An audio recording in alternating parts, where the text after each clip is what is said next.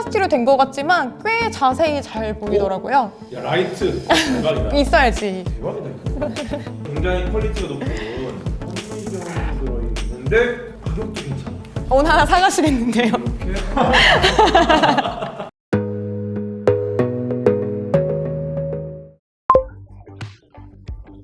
안녕하세요, 음악 프로듀서 롱디입니다. 네 반갑습니다. 와우.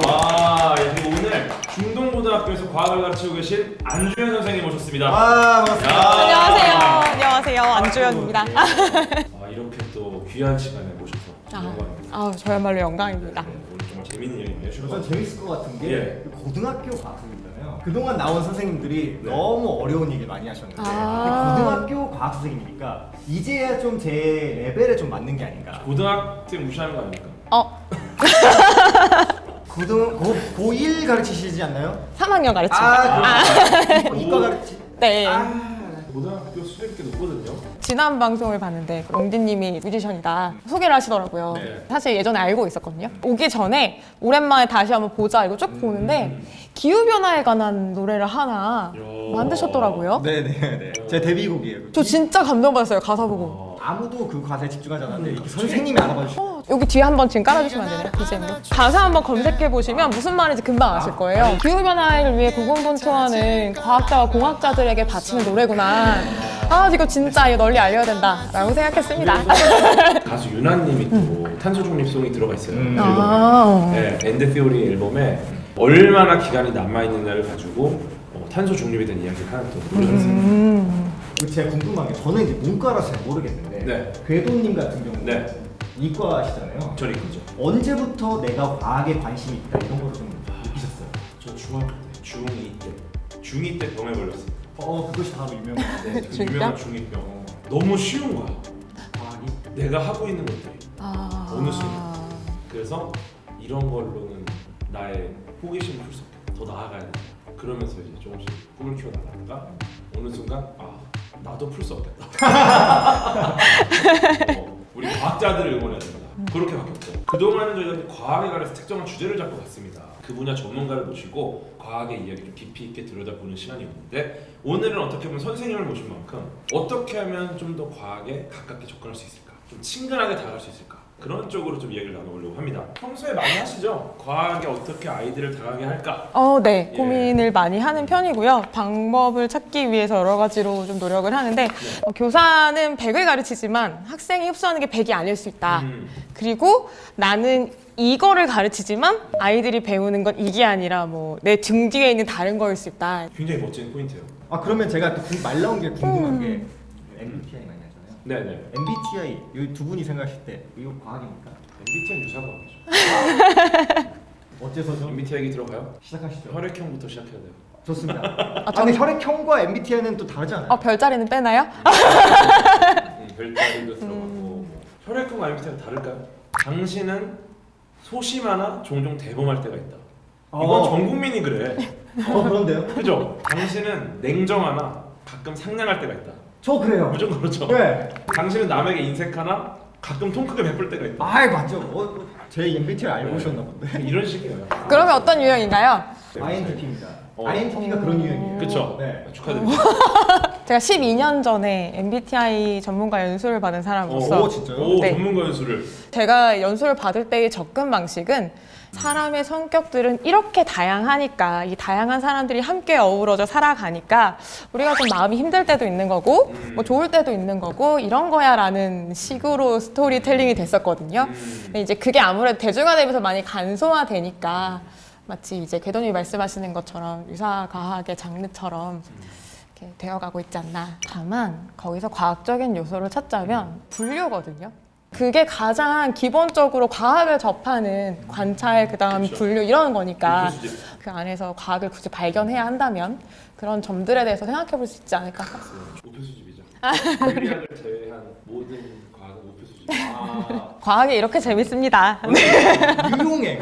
네. 이렇게 다가가는 거야 이렇게. 오늘 정말 재밌네요. 네네. 분위기 좋지 않습니까? 그러면은 MBTI는 그렇다 치고 그래도 문과, 이과 이건 좀 성향의 차이가 확실히 있잖아요. 문과형 인간 이런 거 아닌가요?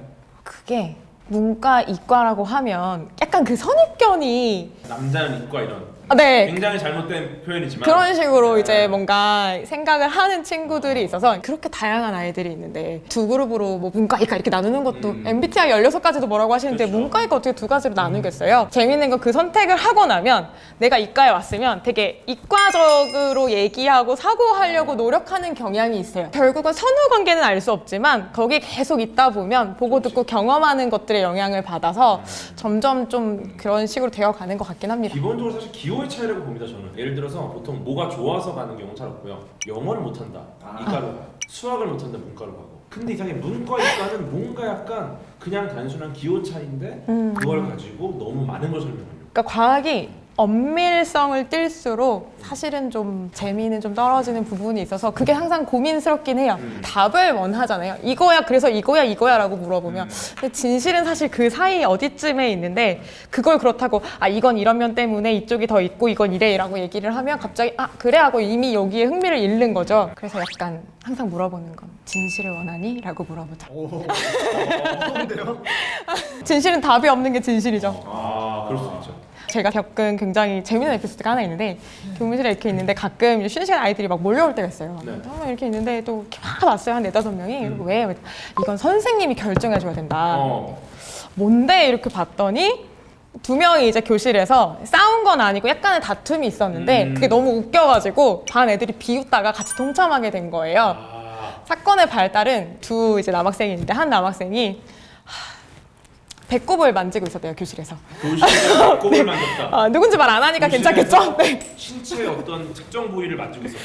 근데 좀 굉장히 자유롭게 있는 친구도 있거든요. 그래서 예. 배꼽을 이제 만지고 있었는데 예. 다른 친구가 와서 말을 거니까 자연스럽게 이제 만지던 그 손으로 뭔가 그 친구를 잡았나 봐요. 배꼽을 만지는 손으로. 그쵸? 그러니까 이제 만짐 당한 학생은 기겁을 한 거죠. 예. 어떻게 이럴 수가 있냐? 그 더러운 손으로 어떻게 나를 만질 수가 있냐라고 했더니 더럽긴 뭐가 더럽냐? 아니다 더럽다 했더니 그 배꼽 친구는 그래서 뭐라고 말했냐면 배꼽 친구는 아니 배꼽보다 손이 더 더럽다. 너 손으로 여기저기 만지지 않냐? 그럼 내 손이 차라리 더 깨끗하다. 약간 이렇게 이제 얘기를 한 거예요. 그러면서 주변 아이들이 아 맞네 손이 더 더럽잖아 손은 뭐 여기저기 다 만지고 막 이렇고 다 지저분하다고 하잖아 근데 야 그래도 배꼽이 더 더럽지 무슨 소리야 라고 하는 게 궁금하다. 반 근데 전체로 퍼진 거죠. 애매하긴 하다. 왜냐면은 배꼽이 되게 애매하긴 하네. 그래서 걔네가 쉬는 시간 종이 치자마자 몇 명이 우르르 뛰어와가지고 이건 선생님이 말해줘야 된다. 뭐냐. 근데 이제 단적으로 말할 수는 없는데 잘 됐다 싶은 거죠. 요걸 소대로 이제 과학을 풀어내자. 이게 잘 됐다 싶어가지고 예. 아 그래? 잠깐만 기다려봐 그 키워드를 가지고 논문을 몇 개를 찾았는데 걸린 게 있었어요. 그래서 가자. 쉬는 시간인데 교실 막 뛰어서 애들이랑 같이 막 컴퓨터 빨리 연결해봐 연결해가지고 근데 또 이미 이제 1분 지났잖아요. 남은 한 3분 동안에 정리를 해줘야 되는 거죠. 그리고 이제 펼쳐가지고 얘기를 꺼내기 전에 애들한테 너네가 이제 배꼽하고 손 중에 어디가 더 더럽냐고 나한테 물어봤는데 그럼 너네가 생각할 때 더럽다는 건 무슨 뜻이야? 더럽다는 것은 일반적으로 얼마나 많은 미생물과 균이 묻어 있느냐. 그렇게 대답한 친구 있었거든요. 세균이 많으면 더럽다. 그러면 그 많다라는 건 다양한 세균이 존재할수록이야? 아니면 한 종류의 세균이 많을수록이야? 라고 물어봤죠. 한 가지 종이 많이 있는 것과 똑같은 절대적인 총량은 같을 때 다양한 종이 이루어져서 그 양이 됐을 때 둘 중에 어느 게 더 더럽다고 할래? 그래서 너네가 만약에 정말로 과학적으로 어느 게 더 니네 표현에 따라 더러운지를 판단하고 싶다면 그 더럽다는 기준이 너네가 알고 싶은 그것이 절대적인 양인지 아니면 뭐 균들의 종류의 어떤 특정 뭐 독성이 있는 균이 많은 걸 얘기하는 건지 아니면 그 균의 뭐 크기인지 뭐 이런 걸 명확히 해야 된다라고 이제 얘기를 했고요. 예. 그래서 그 자리에서 애들이 합의를 해서 이제 결론을 지었어요. 결론. 많은 거. 많은 한 거. 종류가 많은 거가 더 더러운 것 같다. 그럼 어떤 상황입니까? 결론. 그래서 이제 아이들이 그때 논문 내용을 보여줬는데 뭐 우리 몸에 그러니까 인체에 있는 각 부위마다 당연히 세균은 엄청 많거든요. 그렇죠. 그거를 싹 조사한 논문이었어요. 마이크로바이옴을 이제 조사한 논문이었는데 거기에 재밌게 배꼽이랑 손도 그 조사한 부위 중에 있는 거예요. 안 조사하는 부위인데. 네.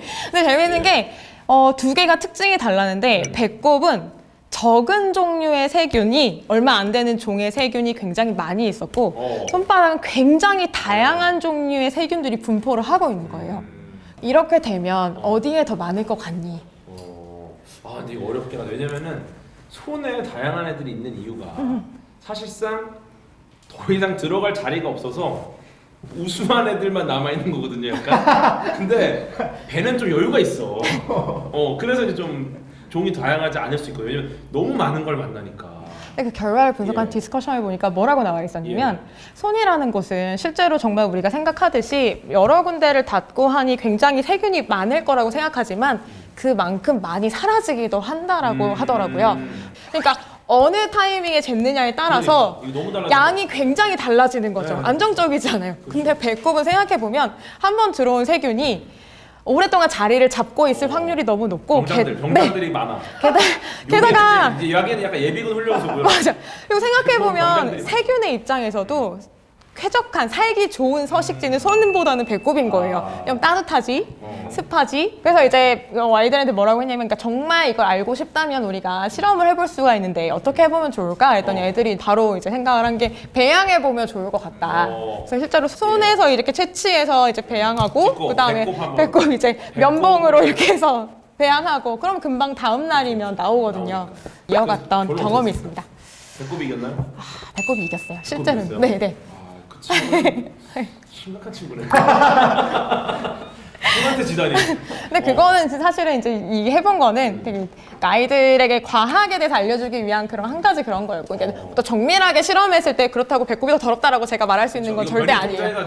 예, 절대 아니에요. 샤워를 3일 전에 한 사람, 그쵸. 그날 아침에 한 사람, 이거 다 해갖고 해야 돼요. 그럼요. 생각보다 그러니까 간단한 질문이긴 한데 그걸 이용해서 아이들과 할 수 있는 얘기가 굉장히 많더라고요. 그래서 선생님 같은 선생님이 있으면 정말 재밌을 것 같아요. 감사합니다. 우리가 또 이제 책 소개해주는 프로잖아요. 예. 아, 네, 선생님이 그랬죠. 추천해주신 책을 한번 이게 지금 선생님께서 갖고 오신 책들이잖아요. 네. 굉장히 많습니다. 선생님께서 추천해 주시는 도서들 한번 보겠습니다. 첫 번째 거부터 볼까요? 과학자의 흑역사. 야, 이름이 재밌어. 좋아. 제목이 재밌죠? 네. 저는 사실 이제 매년 학생들한테 책을 많이 추천해주는 편인데 처음 읽는 과학책에 도전하는 아이들에게는 이제 읽었을 때 매끄럽게 읽히는 게 되게 중요하다고 생각하거든요. 중요하죠. 이 정도면 괜찮다라고 생각을 했던 게 바로 이제 처음 소개해드릴 과학자의 흑역사입니다. 제가 추천해주는 책치고는 굉장히 두꺼운 편인데요. 근데 이거를 그래도 고른 이유는 챕터별로 내가 읽고 싶은 부분 골라서 읽어도 되고, 게다가 이제 전문적인 과학 지식을 막 심화해서 알려주는 이런 내용이 아니라 결국은 과학자들도 사람이고 과학도 사람이 하는 일이다. 그리고 과학이라는 게 절대적으로 항상 진리만을 추구하는 그런 것들이 아니라 어떤 과학사적으로 보면 실수도 많았고 그다음에 우연도 있었고 그 발견이 다시 돌고 돌아서 뭐 후대에 밝혀지기도 하고 인정받기도 하고 그런 것들에 대해서 좀 차분하게 소개해 줄 수 있는 책이라서 이것을 골랐습니다. 저 과학 자체가 이제 실패 학문이죠. 네. 사실 실패라고 정의를 과학자들이 하진 않지만 결국은 어떤 목적으로 가기 위해서 예측을 하고 수많은 예측들이 끊임없이 틀립니다. 그래서 과학자들 흑역사, 이 예측이 틀렸던 내용들이 이렇게 담겨 있으니까 네. 재밌게 볼 수 있지 않을까. 좋습니다. 예. 다음 책 가볼까요? 야, 다음 책 제가 정말 좋아하는 책입니다. 너무 훌륭하신 저자분의 책이죠. 저도 이 책 굉장히 좋아하고 또 역시 매년 추천하는 책 중에 하나인데요. 아까 우연히 문득 이 책에 이제 지금쯤이면 몇 세쯤 됐을까 하고 봤는데 무려 벌써 19세가 되었더라고요. 그만큼 이제 저만 좋아하는 책이 아니라 많은 분들이 이미 인정을 하시는 책이 아닌가 싶고요. 과학은 과학자들이 하는 또 어려운 뭐 물리학, 화학, 생물, 뭐 지구과학 뭐 이런 걸로 생각하기 쉬운데 일상에서 사실 과학이 없는 부분은 없잖아요. 없죠. 지금 우리가 뭐 앉아 있는 모든 것, 뭐 있는 장소, 공간, 뭐 하나하나 모두가 다 과학인데 사실은 모르고 있어서 모를 뿐이지. 그러니까 그게 과학이라는 걸. 네. 근데 알고 보면 사실 우리는 이미 충분히 과학적으로 살고 있고 사람들은 다 과학적인 사고를 하고 있으면 이제 이런 부분들에 대해 일깨워주는 책이라고 저는 생각을 했어요. 이 내용들 하나하나가 한 편의 강연으로 만들어도 기술적으로 굉장히 완벽할 정도로 네. 굉장히 글을 잘 쓰셨습니다. 사실 학생들은 특히나 물리학이라고 하면 역학, 전자기학 뭐 이런 것들에 국한해서 생각하는 경우가 많고 그러다 보니까 좀 마음에서 멀어지게 되는 경우들도 있는데 이런 생각지 못한 분야도 사실 물리학의 한 분야고 우리가 일상에서 충분히 경험하는 현상들도 다 물리학이구나라는 거를 알 수 있게 해주는 고마운 책인 것 같습니다. 예, 좋습니다. 다음 책 가겠습니다. 사소한 것들의 과학. 이 책도 제가 굉장히 많이 추천하고 좋아하는 책인데요. 근데 저는 이 책을 보고 처음에 깜짝 놀랐던 건 이 저자는 앞부분에서 본인이 그냥 일상을 즐기고 있는 사진 한 장을 제시를 해요. 그리고 사진 한 장에 들어있는 다양한 재료들이 있잖아요. 예를 들어 뭐 콘크리트, 뭐 철, 뭐 유리, 아니면 플라스틱, 뭐 다양한 것들이 있죠. 그걸 하나하나 챕터로 잡아서 이야기를 풀어갑니다.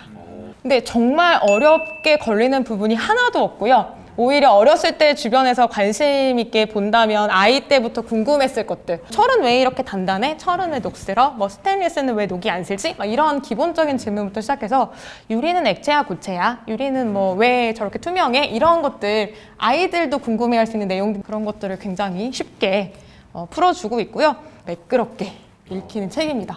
네. 제가 지금 한 부분 살짝 읽어봤는데 화장지에 대한 부분. 재밌어요. 화장지 때문에 변기 막힌 이야기입니다. 화장지도 되게 재밌는 게 우리 보기엔 그냥 얇은 그 휴지인데 물에 넣는 순간 그게 막 불어나서 하수도를 막을 정도로 이렇게 감당할 수 없을 정도가 되잖아요. 사실 그 에피소드거든요.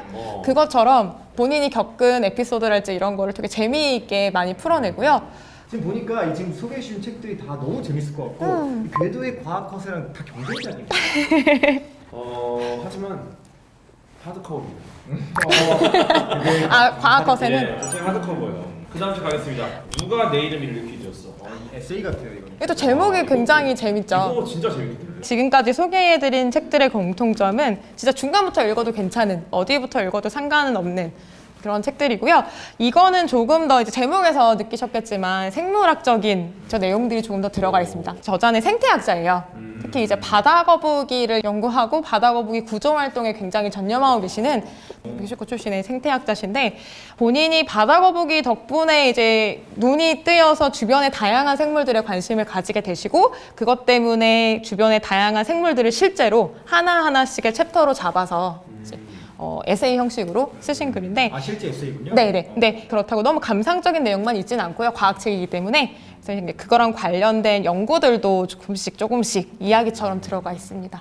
제목을 유추해 보건데 그러면은 뭔가 이름을 좀 미스매치로 지어가지고 오해를 받는 그런 동물들이 있는 건가요? 그런 동물도 있고요. 아니면 평범한 동물들 왜 이런 이름을 붙였을까에 대해서 파리.